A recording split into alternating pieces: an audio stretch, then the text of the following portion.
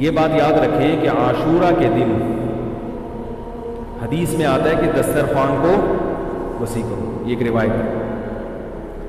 میں نے پچھلے سال اس مسئلے کی خوب تحقیق کی تھی، اس کا میں خلاصہ بیان کر رہا ہوں۔ عاشورہ کے دن دسترخوان وسیع کرنے کے بارے میں جتنی بھی حدیثیں ہیں، کوئی بھی صحیح حدیث بولو بھائی نہیں۔ پہلی بات تو یہ ہو گئی۔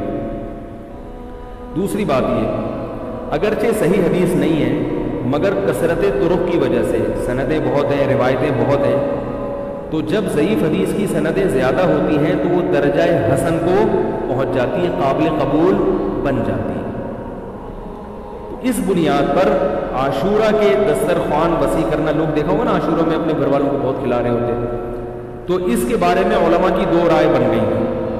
بعض علماء یہ کہتے ہیں کہ چونکہ حدیثیں ضعیف ہیں لہذا عاشورہ کے دن دسترخوان وسیع کرنا بدعت عمل ہے، جائز عمل نہیں ہے، اس کی کوئی فضیلت نہیں ہے۔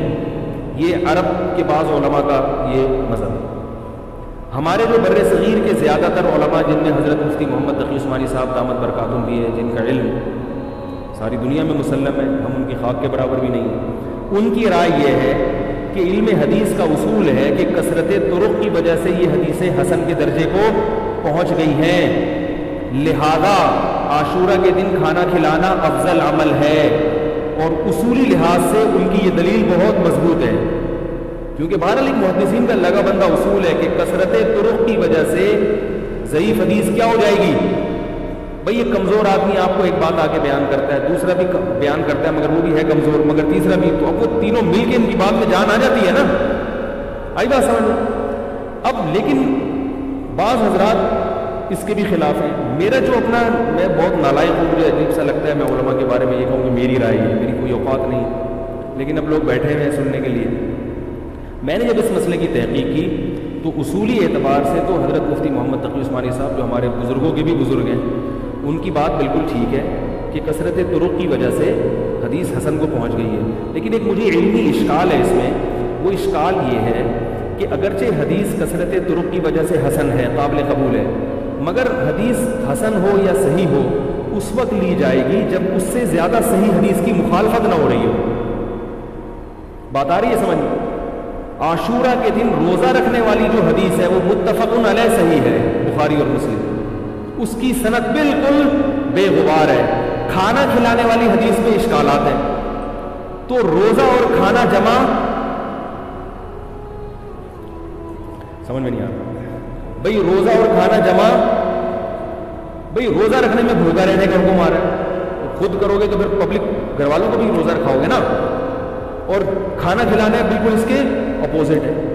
تو اس لیے مجھے اس بارے میں علامہ ابن تیمیہ رحمہ اللہ تعالیٰ کی رائے زیادہ صحیح معلوم ہوتی ہے کہ وہ کہتے تھے کہ بعض شامی لوگوں نے یہ حدیث گڑھی ہے اور ان کا مقصد تھا شیعہ لوگوں کی مخالفت۔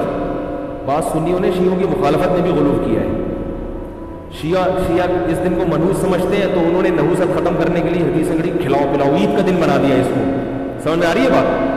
تو شیعہ کی مخالفت میں بعض لوگوں نے ایسی روایتیں گڑھی ہیں کہ تاکہ یہ دن کھانا پینا ہو، اور روزے میں تو ظاہر ہے صبر کرنا پڑتا ہے نا، تو شیعوں کی مخالفت میں غلو کیا ہے بعض لوگوں نے۔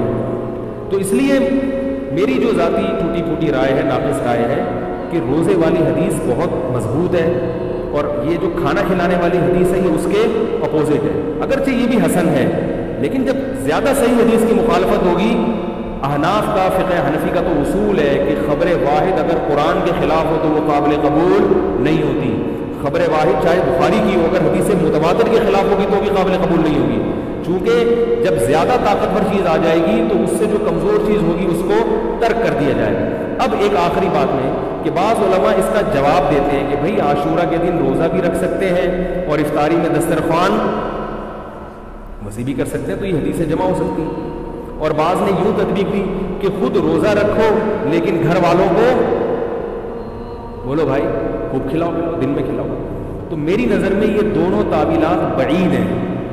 بعید اس لیے ہیں کہ خود روزہ رکھو گے تو ظاہر ہے اصول یہ ہے کہ جب یہ دن روزے کا ہے اور نبی نے اس کی بہت بڑی فضیلت بیان کی کہ پچھلے 1 سال کے روزوں کا کفارہ ہے، تو عقل یہ کہتی ہے کہ اس نیکی میں اپنے گھر والوں کو اپنے ساتھ شریک کرو۔ جیسے میں نے بتایا نا کہ بھائی میں نے بچوں کو بھی کہا رکھو روزہ، گھر والوں کو بھی کہا، تو بھائی خود رکھو تو ان کو بھی تو عبادت کی طرف، یہ فضیلت صرف میرے لیے تھوڑی ہے، ان کے لیے بھی ہے نا. تو جب آپ کھلائیں گے تو روزہ کو نہیں. اور یہ جو رہا مسئلہ کہ افطاری میں پبلک کو افطاری میں دسترخوان وسیع کریں، یہ دو وجہ سے دل کو لگتی نہیں ہے یہ تعویل. ایک تو یہ کہ افطاری میں تو ویسے ہی دسترخوان وسیع کرنے کا دل چاہتا ہے. بچوں نے روزہ رکھا ہوا، آپ نے رکھا تو یار سموسے پکوڑے تو ہونے چاہیے نا. افطاری تو ایسی چیز ہے کہ اگر جیب میں گنجائش ہے تو چاہے عاشورہ کا دن نہ بھی ہو ویسے بھی دسترخوان وسیع کرنا چاہیے. اور گنجائش نہیں ہے تو عاشورہ کے دن ہو تو بھی نہیں کرنا چاہیے. گنجائش نہیں ہے تو کہاں سے کرے گا دسترخوان. دوسرا یہ کہ عاشورہ کا دن مغرب کی نماز کے بعد تبدیل ہو جاتا ہے. وہ عاشورہ بھائی جب افطاری کا ٹائم آیا، سحری کا ٹائم تھا، تو اس میں وہ عاشورہ کے دن سے جو لفظ متبادر ہوتا ہے نا، وہ تو دن متبادر ہوتا ہے، وہ ابھی شروع نہیں ہوا ہے، وہ تو صبح صادق کے بعد شروع ہوگا. تو سحری میں دسترخوان وسیع بھی نہیں ہو سکتا، یعنی حدیث کے ظاہر کے خلاف ہے یہ. اور غروب آفتاب کے بعد اگر آپ دسترخوان وسیع کریں گے تو وہ عاشورہ کا دن ختم ہو چکا ہے. بعض لوگوں نے اس تعویل کا یہ جواب دیا کہ یہاں رات دن کے تابع ہے، لیکن یہ تعویل در تعویل تعویل در تعویل کرنے کی بات مزے کی نہیں رہتی. مجھے مزہ نہیں آ رہا، بعض کو آ رہا ہے، ہمارے لیے اختلافی مسئلہ ہے.